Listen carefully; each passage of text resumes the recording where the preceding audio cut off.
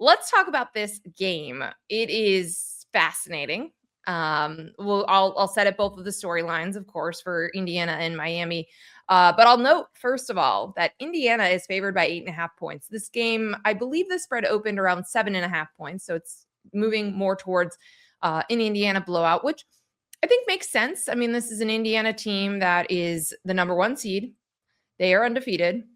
All the things we have thought, like, oh, maybe coming off a bye, maybe that would be a problem for them. Maybe a rematch could be a problem for them. Not problems for them. They're blowing people out. They are the bullies. They're at the same time a Cinderella because of the history of their program, that they entered the season with more losses than anyone else in the history of college football. But they're also a bully, the way that they But they're the number 1 team. Right. And they're the number 1 team. You have to like try to keep both of these thoughts in your brain when you talk about Indiana. Like, it's so interesting, actually. Like, just to go on this tangent, you have to talk about their history. And like, we have to re-emphasize that, because like, that's what's so stunning about this. But also, they're so good. They don't make mistakes. They can throw it. They can run it. They can stop the throw. They can stop the run. They're good on special teams. They rarely, are penalized. They haven't lost a fumble since the first game of the season. Like, there's no weakness, but they're also a place that has historically never had success in football. So like, we have to put those two things together, even though we've gotten used to the idea that Indiana is good. We do need to, like, that explains why there's like going to be a sea of Indiana fans in Miami this weekend. Like, that explains why everyone's brains are broken and that they're coming up with conspiracy theories to talk about Indiana being this good, because like, people are not grasping that that's this your is alma real. mater's fault, by the way. No, it's not.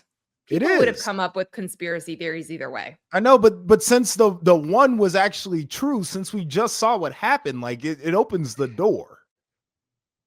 They're like, there's the impact of great coaching is so evident with Indiana, and they obviously have a lot of veteran players. So they're so prepared and they communicate on the field, and that has confused people.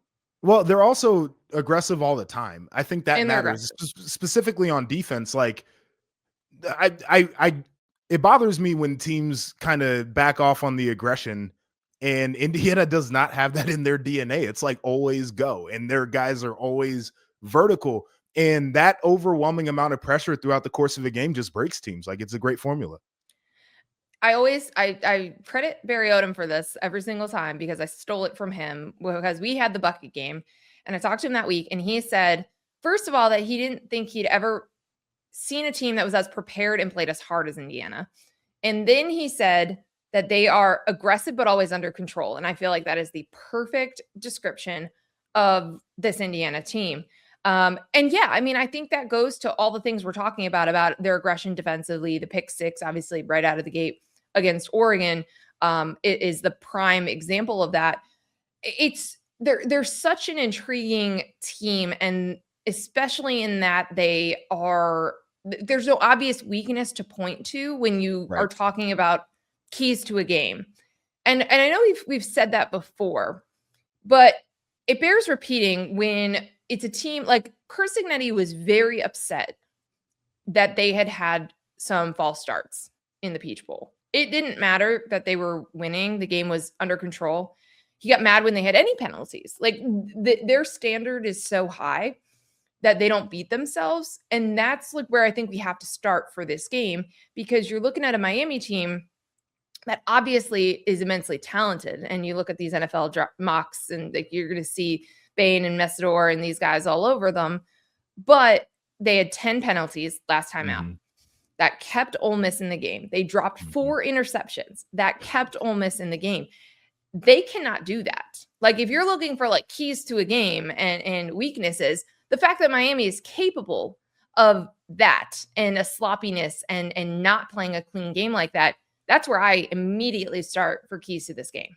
Yeah, I would tend to agree with that. And you mentioned, this idea of playing clean. Like, it's hard to keep a team focused, especially in a run like this. And the idea that Curt Cignetti has his guys completely dialed in, and they don't have a game where they're sloppy. And like, I'm sure that Mario's gonna look at the 10 penalties and probably has harped on it in the lead up to the game. So I don't anticipate that's going to happen again. But the fact that you would have to reset and the other team doesn't have to do that because they're just so locked in, it's part of the DNA. It's a super intriguing thing to me. That would be one of the first keys. I think the other thing, just as an overarching theme to this game, and I'll get into it when we get to the Indiana has the ball portion of this.